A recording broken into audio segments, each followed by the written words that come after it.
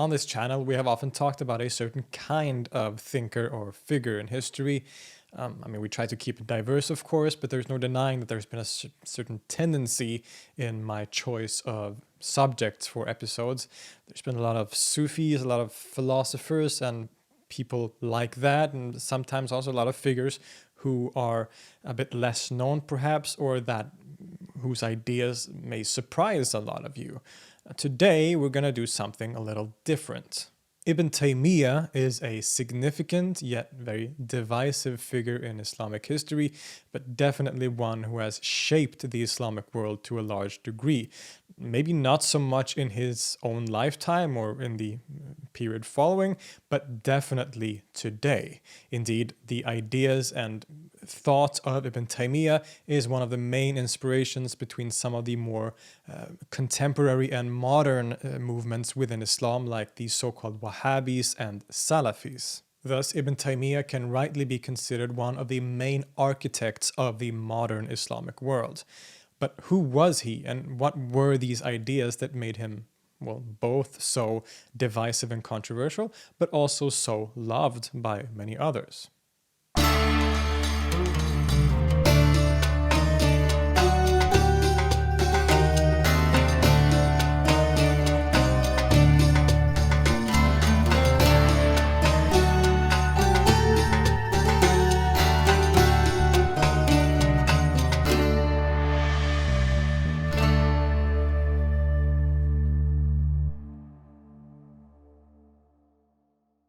Taqi ad-Din Ahmad ibn Taymiyya was a jurist and theologian in the 13th and 14th centuries who has become famous for his unique approach to Islamic law, as well as his staunch criticism of anything that he considered to be bid'ah, or innovation in the religion. This including things like Shiism, many aspects of Sufism, as well as other ideas and practices held by fellow Muslims at the time. He was born in the city of Haran in modern Turkey, but spent most of his life in Damascus, Syria. His year of birth, 1263, gives us an indication of the social and political circumstances of the time. This was right after the Mongols had sacked the city of Baghdad, executed the last Abbasid caliph, and thus had shockingly and violently destroyed the main symbol of Islamic authority and civilization, a civilization that previously had once stood as seemingly the greatest in the world. Needless to say, this was a truly shocking turn of events, and Ibn Taymiyya is born and lives in this very tumultuous and uncertain time, something that not only occupied him greatly in his career, but which I think is also central to understanding where many of his ideas come from.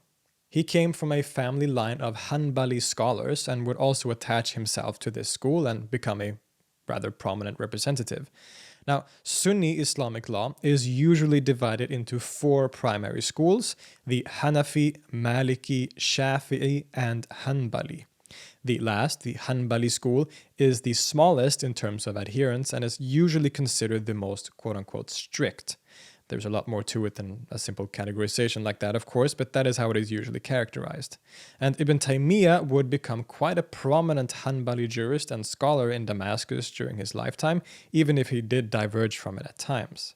He earned himself a reputation early on as a very charismatic and passionate individual. He began writing juristic works from a Hanbali position early on and passionately engaged himself with public disputes and matters of religion and law. In one story, after a Christian is claimed to have insulted the Prophet Mohamed, Ibn Taymiyya very forcefully argued that he should be executed regardless if he repented and even if he became a Muslim, a point that many other jurists disagreed on. But some of his most major legal and political engagement relate to the very dramatic Mongol invasions that were still very much underway. Ibn Taymiyya lived in Damascus, which was mostly ruled by the Mamluks with their base in Cairo, Egypt. The Mamluks are famous for basically being the only Islamic polity that was able to withstand the Mongols at the time, as the Mongols never actually made it into North Africa. But during Ibn Taymiyya's life, Damascus and Syria saw repeated attempts by the Mongols to invade, and some of which were successful. So he's living in a place that is constantly at war or under threat of war, and the Mongols would occupy a lot of his legal writing and energy. In fact, Ibn Taymiyya wrote 3 fatwas, or legal rulings, that called for jihad in the form of holy war or armed struggle against the invading Mongols. In these, he argues for the fact that even though the Mongols may claim to be Muslims, they fail to uphold Islamic ideals and should therefore be fought. He even participated in the fighting as a soldier himself on the Mamluk side, whom he often praised as the true defenders of Islam. Indeed, these fatwas have become quite influential today, particularly the third one, which is the longest and most harsh, and which argues, among other things, that because the Mongols did not uphold Islamic law, as he saw it, they could be considered apostates or unbelievers and should therefore be killed. This way of justifying armed jihad by deeming others apostates or unbelievers, known as takfir, is one of the main ideological tools of violent jihadist groups like Al-Qaeda or the so-called Islamic State, and they often use the fatwas of Ibn Taymiyya in particular as inspiration. Similar harshness can be seen in fatwas issued by Ibn Taymiyya against the so-called Nusayris, often referred to today as the Alawis or Alawites, as well as the Druz. About the latter, the Druze, he says, quote, "They are heretics and apostates whose repentance cannot be accepted. Rather, they should be killed wherever they are found, and they may be cursed because of what they are." His writings against the Nusayris follow a very similar line. These writings of his may appear very harsh, and they were harsh. They were unusually harsh for the time, and Ibn Taymiyya actually became quite controversial during his life because he seemed to diverge from the mainstream or quote-unquote orthodox positions of other Islamic scholars. Both his views on Islamic law as well as his theological views and his many critiques of the Sufis would earn him a lot of enemies, and in fact Ibn Taymiyya was imprisoned on multiple occasions during his life. Once in 1306, after being accused of tajzim, or corporealism or anthropomorphism, basically claiming that God has human attributes, another time voluntarily in 1308, a third time in 1320 for teaching unorthodox things about divorce oaths, and a final time in 1326 because he and his students criticized the very common Sufi practice of visiting the graves of saints. And it is during this last prison stay in the citadel of Damascus that Ibn Taymiyya passed away in 1328 at the age of 65. He had spent a long life in passionate defense of what he considered to be a correct understanding of Islam and gathered a relatively small but significant group of followers, perhaps most famously Ibn Qayyim al-Jawziyya, who would carry his ideas forward arguably in an even more forceful way and become a famous and important figure in his own right. Ibn Taymiyya was not only active as a public figure and critic, for example, teaching in the Umayyad Mosque in Damascus and being very active and vocal in various social and religious/political issues, he was also quite a prolific writer. Now, he didn't produce any sort of major career-defining works like many of his contemporaries did.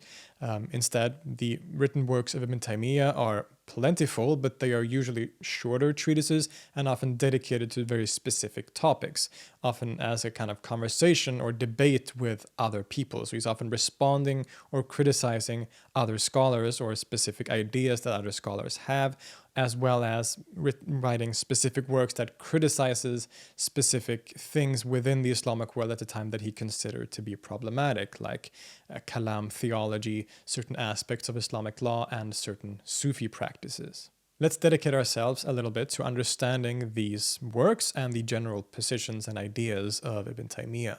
First, I think it's very beneficial to get a grasp of the context in which these ideas emerged.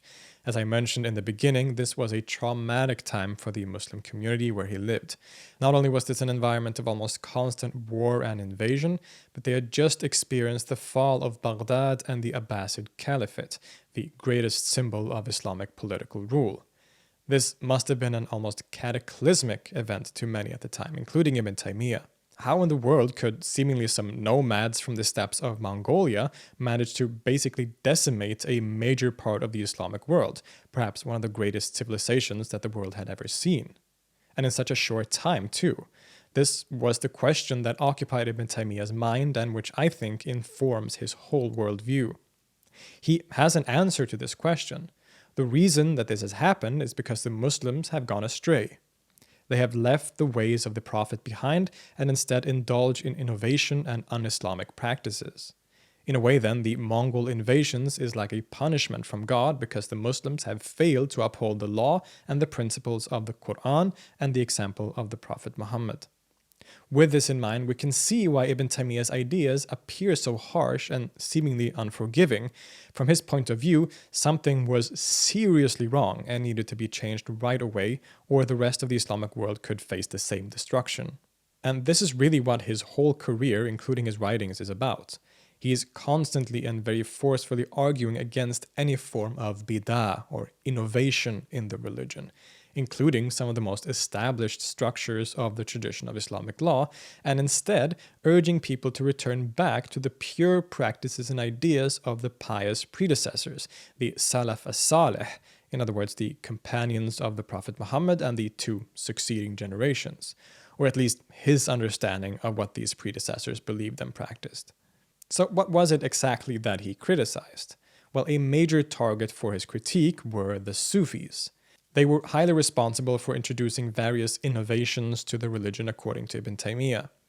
Now, contrary to popular belief, Ibn Taymiyya wasn't necessarily against Sufism per se or entirely.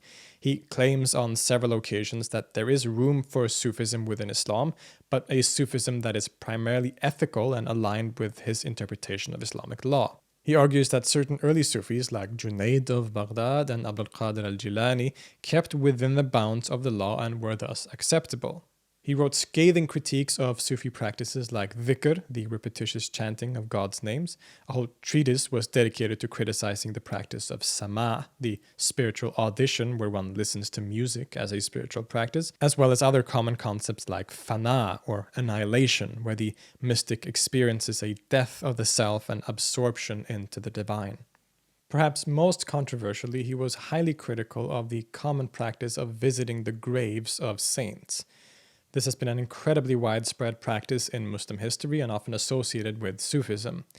It is thought that the tomb or shrine of a dead Sufi saint or prophet contains their barakah, or blessings, and that one can partake in this blessing by visiting their graves. Many even ask for favors or help in things in life, thus letting the saint act as an intercessory figure that could increase the likelihood of God helping you, to put it very simply. Ibn Taymiyyah and his followers were totally against this. He feared that this was far too close to polytheism or idolatry and forbade it. There are no places that are inherently sacred according to Ibn Taymiyyah, and help can only be asked from God directly, thus rejects the whole idea of intercession. He writes, quote, "I and others used to follow the doctrine of the fathers in visiting graves. We used to uphold the views of the innovators. When it became clear to us what the messenger had brought, we had to decide whether to follow what God had revealed or to follow what we had found our fathers doing. It was obligatory to follow the messenger." This position that he and his followers took was very controversial at the time. Sufism at this point was basically the mainstream form of Islam, and by by having this opinion about the visiting of graves, Ibn Taymiyyah seemed to undermine the entire power and authority of the different saints. Ibn Taymiyyah basically forbade any form of pilgrimage to one of these graves or shrines, or any travel really with the express purpose of making one of these visits, even if it was to the grave of the Prophet Muhammad in Medina himself. Now, he wasn't completely unforgiving. He did allow people to visit the shrines or graves of prophets or certain saints if one was traveling to some location for another purpose, just basically stopping by the grave. That was okay, as long as one didn't ask for favors from the saint or the prophet, just simply appreciating their life and remembering them and praying perhaps, but basically taking away all the barakah, the grace, and all these other aspects that were so central to grave visits at the time. As we saw earlier, Ibn Taymiyyah's condemnation of this practice was one of the reasons that he was imprisoned, actually. It was that importance of a practice in the Islamic world at the time. And we can see remnants of this view today in groups that are inspired by Ibn Taymiyyah, such as the so-called Wahhabis, for example.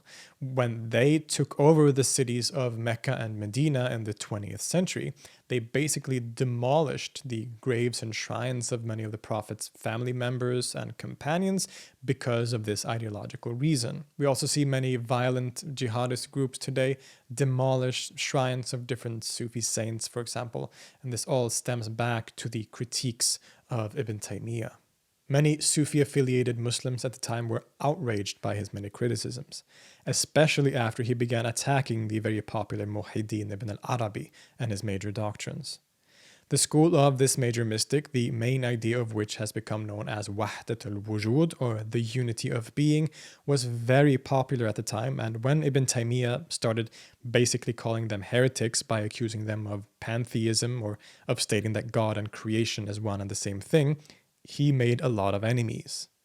In a famous account, the significant early leader of the Shadhili Sufi order, Ibn Ata'illah, is said to have led a group of 500 Sufis to protest against Ibn Taymiyya, and the two are also said to have had a formal debate. It seems that it was the fact that he angered many of the Sufis so much, who themselves had such a high standing in society, that led to his imprisonment. All of these views stems from Ibn Taymiyya's strict view of Islamic law and his constant insistence on avoiding all forms of innovation. And this strict view of innovation was quite unique at the time. In his own writings, he claims, quote, "The word law in the custom of the people has taken on three meanings: the revealed law, the interpreted law, and the adulterated law. The revealed law is the book and the sunnah established by the messenger. Following this law is obligatory for both the earlier and the later generations of Muslims. The interpreted law is the rulings in which the scholars exercise independent reasoning, or ijtihad.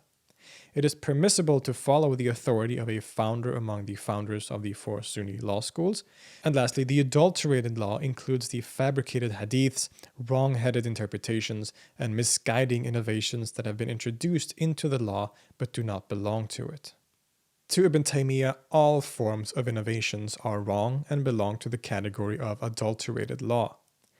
If a certain idea or practice was not observed by the Prophet or his companions, the Salaf, then they had no place in Islam. This was not the mainstream position at the time. Of course, one was very careful about introducing innovations into the religion, but many innovations were seen as good innovations and accepted on that basis. They would often point to innovations introduced after the Prophet's death. Certain new prayers were introduced by the early caliphs. That was a good innovation. The Quran was compiled into a physical book after the Prophet's death, so that was also an innovation, but a good one. Sufis would perhaps argue that dhikr in certain forms was an innovation, but a good one that brings the practitioner closer to God. But Ibn Taymiyya strongly disagrees. All forms of innovation are bad, and there is no going around it. And this was his basis for condemning many of the practices of the Sufis, as well as many mainstream theological ideas, as we will see. But this rather unique position meant that he had a very different approach to Islamic law than most Muslims at the time. During his life, Sunni Islamic law had since long developed into the four primary schools, the Hanafi, Maliki, Shafi'i, and Hanbali, to which he belonged. And in general, the approach to law was that of taqlid, or imitation of following already established legal precedents. For example, a Shafi'i had a long tradition of previous juridical argument that he could draw from and make judgments. And usually he didn't have to actively go back to the original sources and interpret them again to arrive at a conclusion. That job had already been done by his predecessors in his legal school. Now, while Ibn Taymiyya did technically belong to the Hanbali school, he also shows clear signs of being critical of the whole system. He rejects the reliance on taqlid or imitation and instead puts a heavy emphasis on ijtihad or independent interpretation. Not necessarily based on one's rational deductions, but on going back directly to the Quran and the Sunnah and finding the answers directly there. He believed that these texts had all the answers and that the pure Islam of Muhammad and the Salaf could be found there by reading them directly and not by slavishly following one of the established law schools.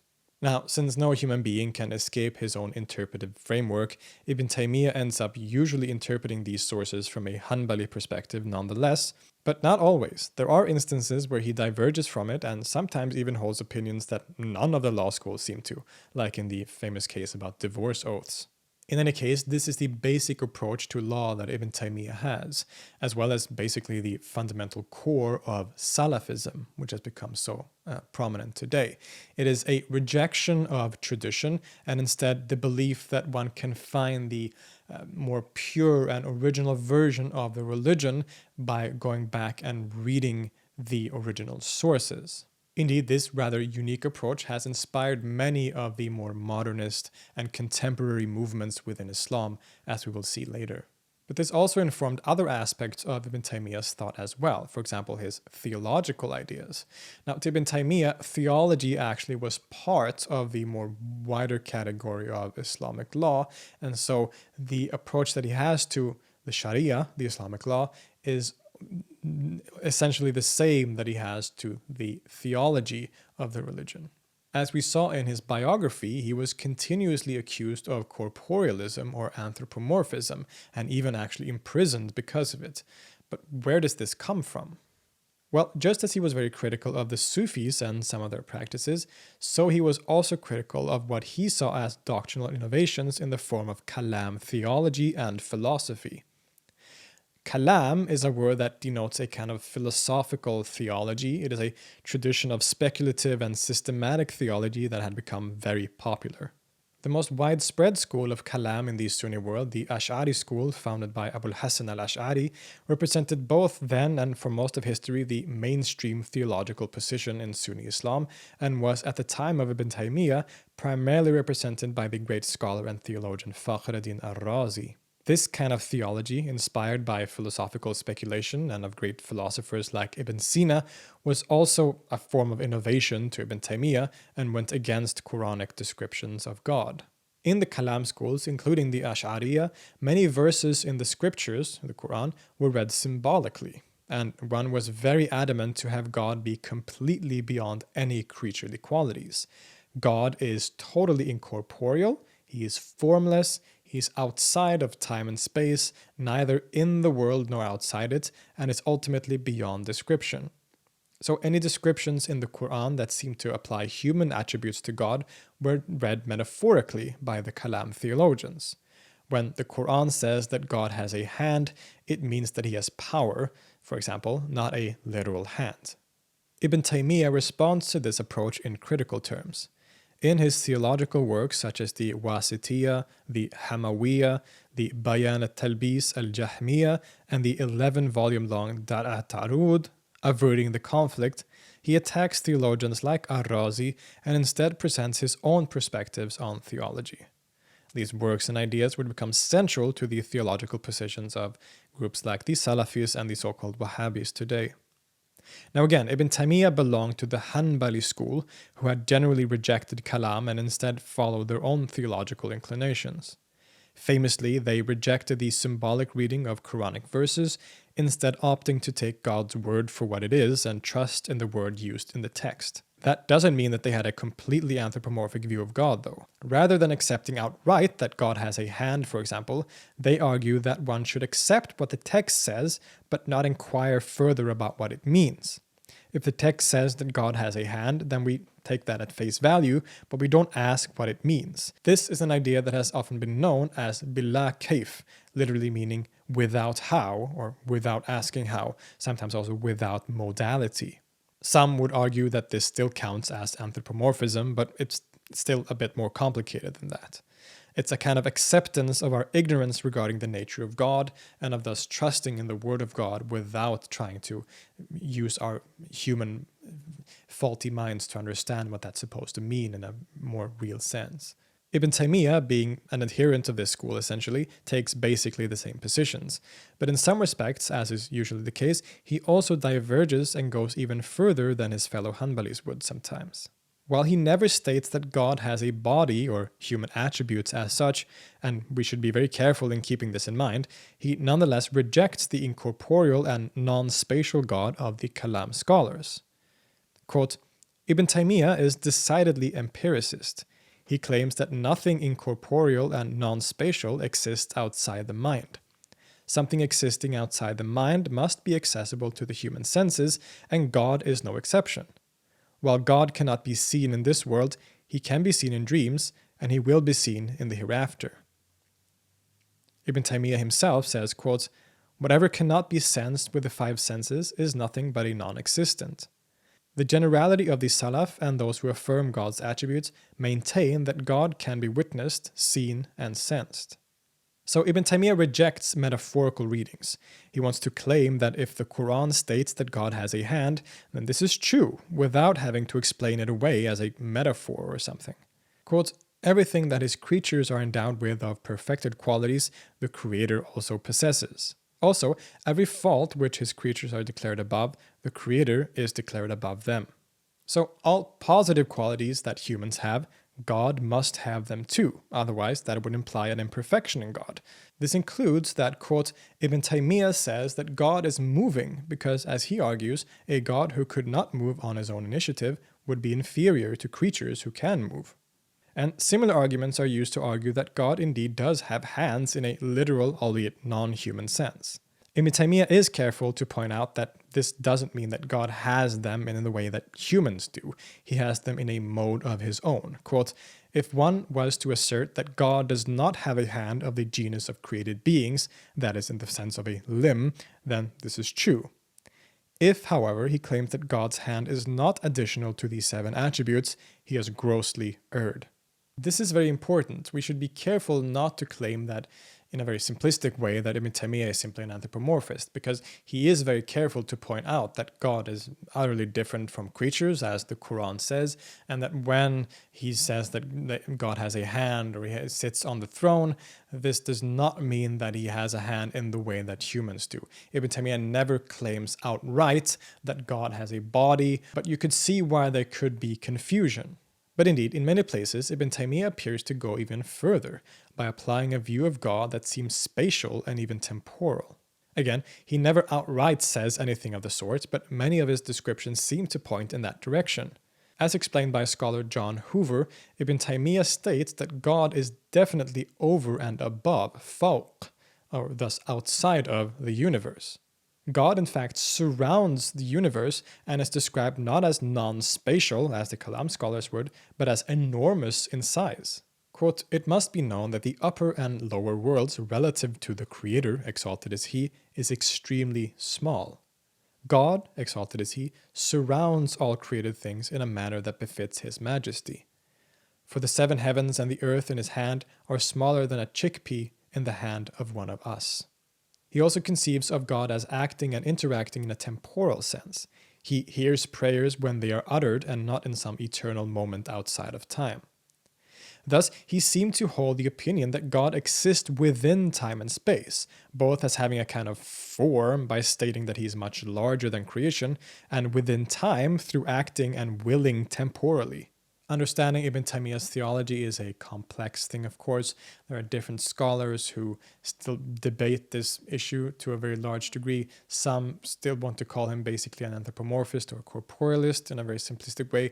Other scholars argue that he definitely isn't one and that his views are significantly more nuanced, but I'll leave the discussion at that. In any case, you can see that he holds positions that were interpreted by some of his contemporaries as quite shocking. And it all goes back to that same fundamental idea of rejecting innovations in law and theology and instead only following the beliefs of the Salaf, whom he considered to have held the same ideas that he espoused. It all comes down to worship. Man was made to worship God, and he understands religion and theology from this perspective. The Muslim proclamation of faith, for example, La ilaha illallah, is not some ontological claim about the nature of reality, as many Sufis claimed. It is a simple command to worship God alone. And worship is done by following the law exactly as laid down in the Quran and in the practice of the prophets and the Salaf Salih. Ibn Taymiyya was a divisive and polarizing figure both during his lifetime and still today. He made a lot of enemies through his criticism of key Islamic institutions and his unique approach to law and theology. He did have a group of devoted followers, most notably Ibn Qayyim al-Jawziyya, but in reality he wasn't all that successful in the immediate aftermath of his life. There were a group of people, mostly from the Hanbali school and a few others here and there, who selectively took inspiration from some of his writings, but he didn't have any massive impact on the Islamic intellectual world for the first few centuries. His popularity and influence really only started to pick up in the last few hundred years. It has inspired several revivalist movements within Islam. From the Wahhabi movement of Muhammad ibn Abdul Wahhab in the 18th century to the Salafis of the last 100 years or so, Ibn Taymiyya has come to have an enormous influence today. His strict and fundamentalist view on Islamic practice has attracted a lot of people who have wanted to reform the religion. From the modernist movement in the late 19th century to the violent jihadist groups in the Middle East, they have all benefited from his unique approach. And that's the thing, we shouldn't simplistically connect him only to things like Salafism. His anti-tradition perspective of using ijtihad or personal interpretation rather than simply adhering to taqlid or imitation of legal precedents, and to find a more pure, original version of the religion, this has also influenced various progressive movements in the religion that we find today. So regardless of your perspective on his ideas, you can't deny that Ibn Taymiyya is probably one of the most influential historical thinkers for the contemporary Islamic world. In the words of John Hoover, quote, "In addition to the Salafis, modernists and revivalists have drawn on Ibn Taymiyya to present visions of Islam open to the contemporary world." The Pakistani modernist Fazlur Rahman writes approvingly of Ibn Taymiyya's re-injection of divine wise purpose into mainstream Islamic thought, and he commends his ethical reformulation of Sufism for modern Muslim reform. The Qatari-based revivalist Yusuf al-Qaradawi invokes Ibn Taymiyya's utilitarianism and political pragmatism to encourage Muslims to engage constructively in democratic and pluralist societies. He is a charismatic figure with a wide influence, and he is still polarizing to this very day. I'll see you next time. I would like to express my deepest gratitude to all of my patrons who keep this channel going through their support. Thank you all so much.